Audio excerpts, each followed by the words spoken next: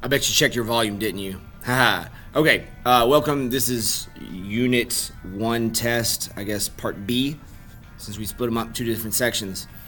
We're going to be looking at square root. This test is all going to be square roots, rational versus irrational, cube roots. So we got square roots, cube roots, rational versus irrational,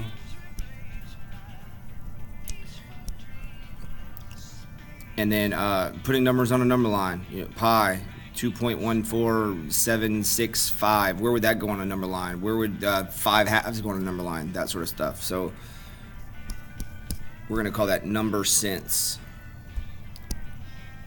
All right. Number sense. All right. Those are going to be the things that are going to be on the first part of your test. The second part of your test is going to be all multi-step equations.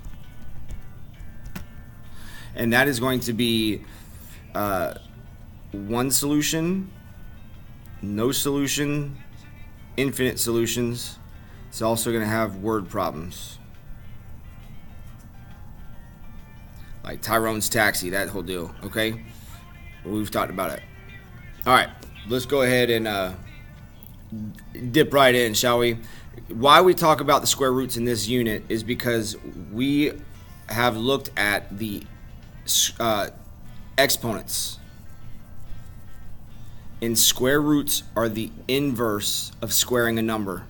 All right, so when you square a number, let's say 5 squared equals 25. To go backwards, you could say that the square root of 25, you're saying which number to the second power gives me 25, which is the number underneath the radical sign, or the radicand, or the radical is what we call it. And that would be 5. You also need to know that it could also equal -5, because -5 times -5 is 25. So if you see a question, and we have like one like this on our quiz, if it says what are the square roots of 169, that is not 13 and 14 or 12 and 13. It only has one numerical square root, which is 13, but it also has a negative answer as well, because -13 squared. So what are the square roots? If you see that S on the end of that, that is going to be positive and a negative. All right, the square roots of 169 are 13 and -13. All right, so you need to definitely know your perfect squares. All right, if you're gonna have to know these things, because you got to approximate the square root of non-perfect squares, and we do that by putting those in relationship to the numbers that we do know. All right, these are the numbers that we do know. 1 times 1 is 1, 2 times 2 is 4, 3 times 3 is 9, 4 times 4 is 16. You need to know all the way up through about 20. All right, what is this? 144, 169, 196. See, if it takes you this long,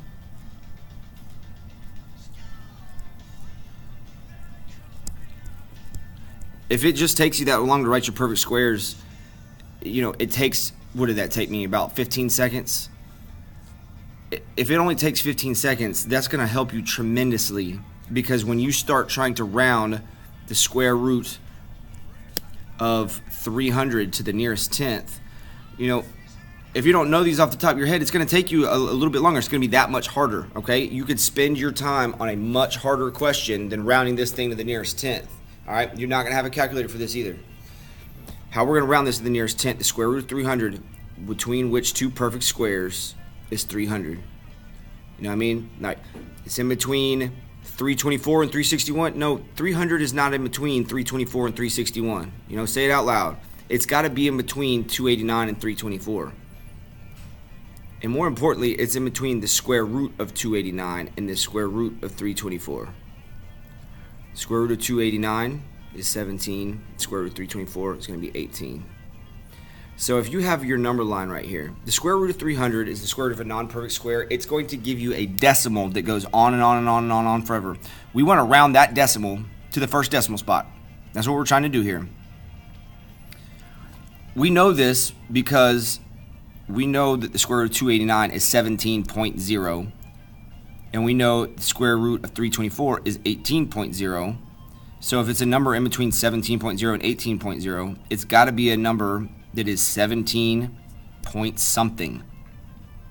How we get that point something is we see how far away that 289 is from 300. I think it's 11 away here. You're 24 away here. There is a mathematical way to calculate that. If we're estimating, what's a good estimate here? If you're standing in line, this is the front of the line here. If this is the front of the line, this is the back of the line. Right here in the middle would be 17.5. If you have 24 people in front of you, 11 people behind you, 24 in the front, 11 people in behind, are you at the front, the middle, or the back? 24 in front, 11 behind. You're closer to the back. You're not all the way to the back. You're kind of in the middle towards the back. We'd say back-ish. All right.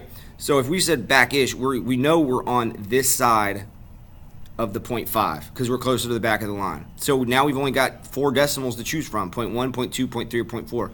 I'd say you're about 17.3.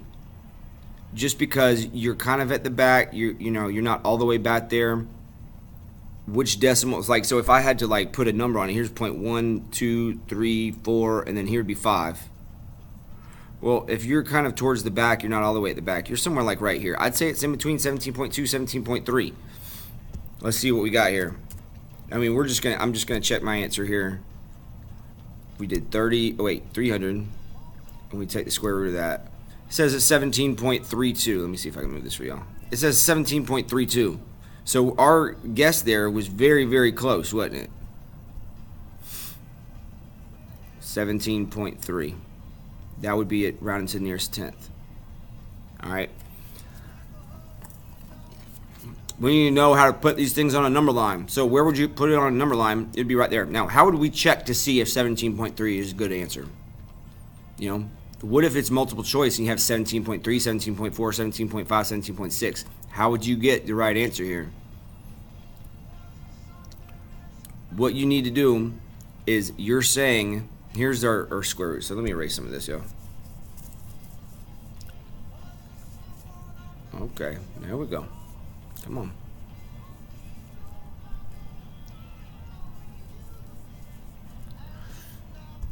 All right. You're saying square root of 300 is which number to the second power gives me 300. So if we think our answer is 17.3, you are presupposing that 17.3 squared is going to give you 300. Look to see how close that is to 300. Come over off to the side and do 17.3 squared, 17.3 and 17.3. When we multiply that, just for the sake of time, I expect y'all to know how to multiply some decimals, all right? 17.3 times 17.3 would give you,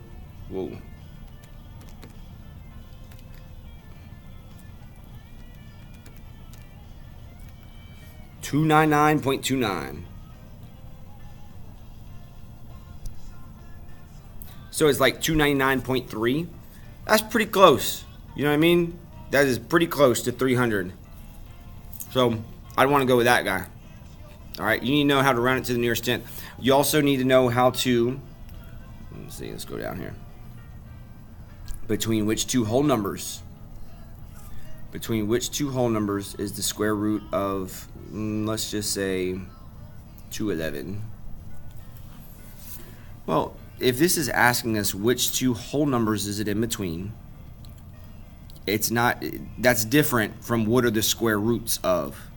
If I say what are the square roots of 144, it's going to have a positive and a negative answer. It would be positive or negative 12. And that's just some notation that we use right there.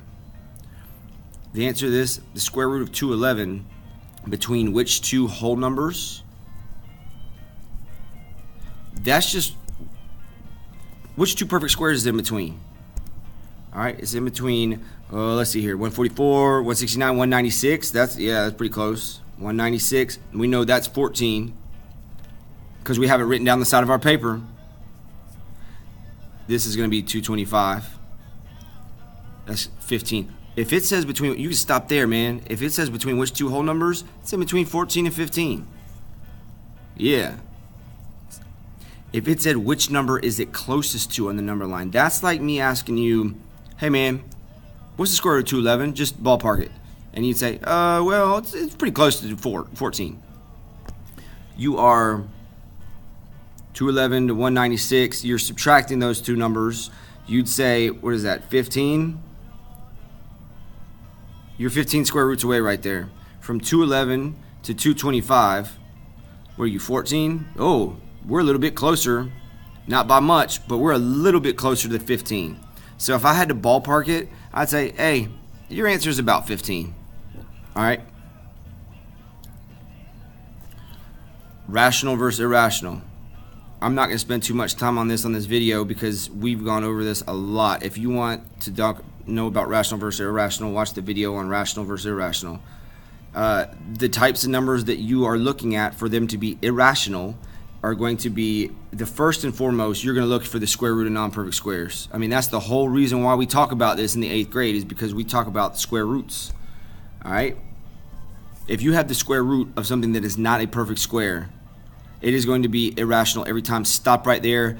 Don't even look at the other answers. So if you have the square root of 110, that is an irrational number because it is a decimal that goes on and on and on forever, doesn't repeat. The square root of 100, however, is rational. That's another way of writing 10 or negative 10, both of which are easy for us to think about. You have seen them before the 8th grade. Odds are it's going to be rational or irrational. The square root of 100, yeah, you haven't seen that before the 8th grade. However, the square root of 100, is another way of writing 10, and you have seen that number before the 8th grade. All right? You've also seen pi. That's the other exception. You've seen pi before the 8th grade. This is irrational because it is a decimal that goes on and on and on forever, and it does not repeat. It's not 3.14. It's 3.14159. It keeps going on and on and on forever, okay? And doesn't repeat. The other thing that you're looking for, square root of non-perfect squares, pi, and you're also looking for decimals that go on and on and on forever, that never repeat. Excuse me. That's a 42. Don't make fun of my twos. 42.017193 ... If you don't know what the next decimal is going to be, it is an irrational number. If you know what the next decimal is going to be, it is a rational number. For instance, if I said 42.013013 ... You know what the next number is going to be here. If you know the next number is going to be 0, that is going to be a rational number because it is a repeating decimal, and that could be written as a fraction. That's the definition, I guess you could say. However, is if it could be written as a fraction. However, the one exception to that, my caveat here, is if you have the square root of 3 over 2, which you're going to see in trigonometry and that sort of stuff. This is a fraction. It's irrational because it has an irrational number in the numerator. Okay?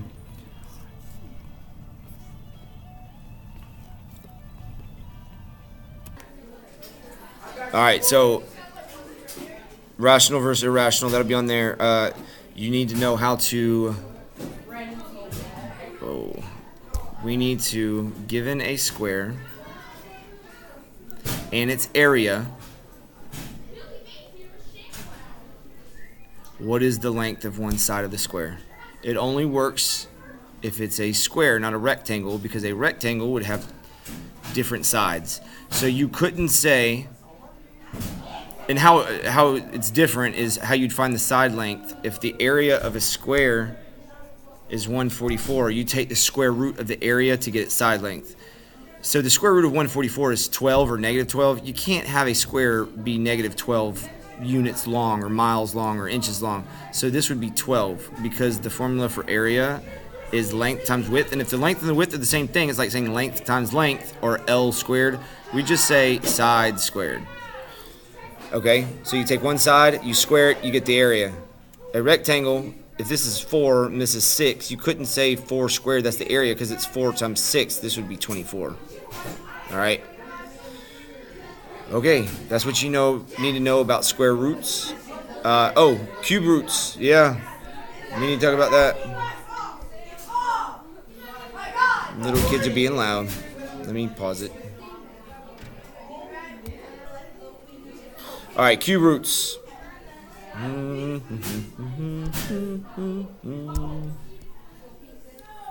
All right, little children, cube roots. The square root of a number, say the square root of x, is saying which number to the second power is equal to x.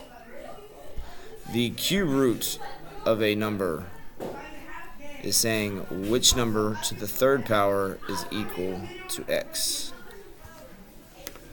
So you're saying what multiplied by itself 3 times, or what to the third power gives you x. Okay?